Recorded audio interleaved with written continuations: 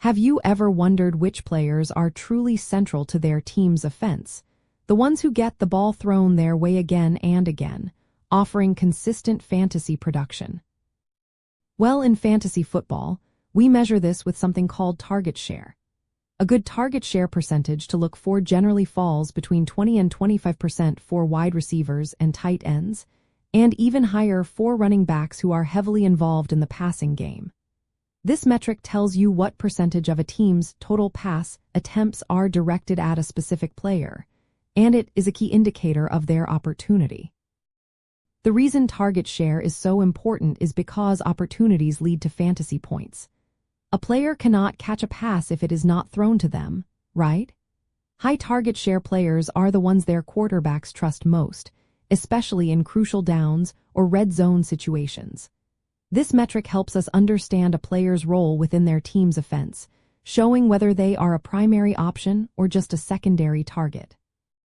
Factors like team offensive scheme, quarterback play, and the presence of other talented pass catchers can all influence an individual player's target share, but ultimately, it reveals who is getting the lion's share of the aerial workload.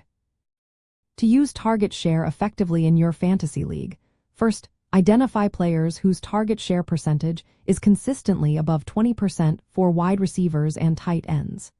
You can often find this data on various sports statistics websites.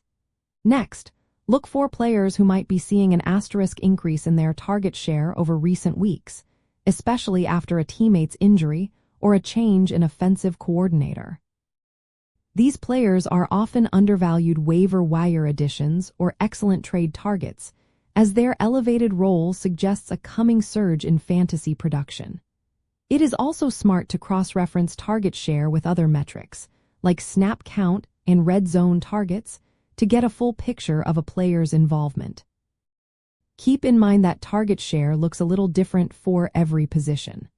For example, a star wide receiver like Cooper Kupp might consistently command a target share above 30%, while a top-tier tight end like Travis Kelce might hover around 25 to 28%.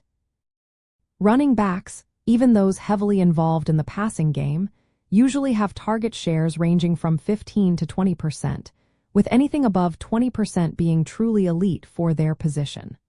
Understanding these positional nuances helps you set realistic expectations and spot true fantasy gems, giving you an edge over your league mates.